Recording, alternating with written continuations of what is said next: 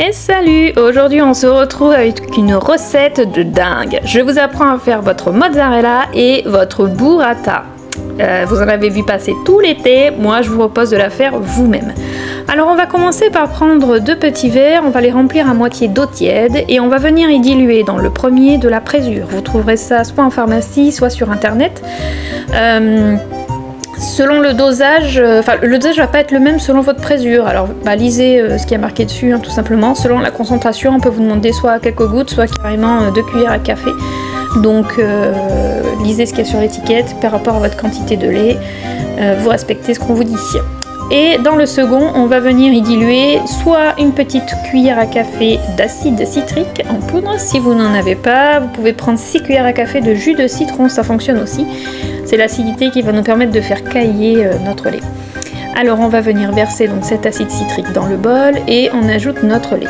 Alors du lait cru, hein, vivement conseillé, vous trouvez ça soit à la ferme à côté de chez vous, soit maintenant dans les magasins de producteurs ou dans certains magasins bio, on commence à en trouver de plus en plus. Vraiment, moi je vous conseille ça, votre lait va super bien cailler, c'est vraiment le mieux.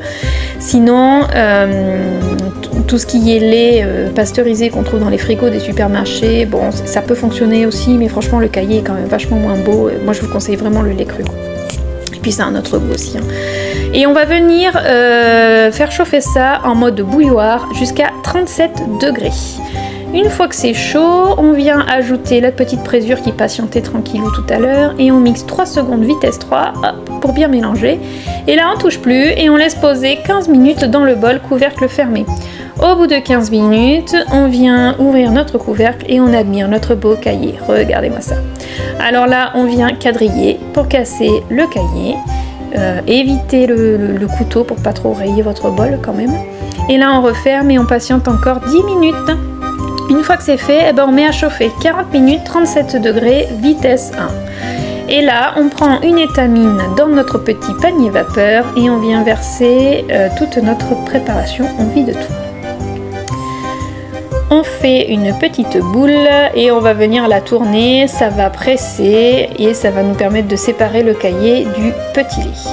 Alors le petit lait, on va le garder, on va en remettre dans le bol en fait, jusqu'à peu près au-dessus des couteaux. Et le reste, on va le garder, le mettre de côté, on va y mettre des glaçons dedans et c'est ce qui va nous permettre de conserver notre mozza après. Donc une fois qu'on a remis notre petit lait dans le bol, on vient soit y mettre le disque de cuisson, ça va nous permettre de poser notre étamine avec la mozza à l'intérieur directement dedans. Si vous n'avez pas de disque de cuisson, en fait vous allez faire chauffer sans votre étamine et vous la laisserez juste tremper après. Donc on met notre petit lait dans le bol, on fait chauffer 90 degrés 4 minutes vitesse 1, soit donc avec notre mozza directement dedans, soit sans la mozza si on n'a pas le disque de cuisson. Et dans ce cas là vous faites chauffer, vous viendrez la faire tremper ensuite 4 minutes après.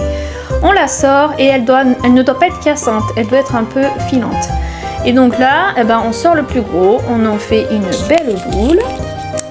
Et on a préparé au préalable un petit ramequin avec de la crème liquide, au moins 30%, d'accord, hein, de la vraie.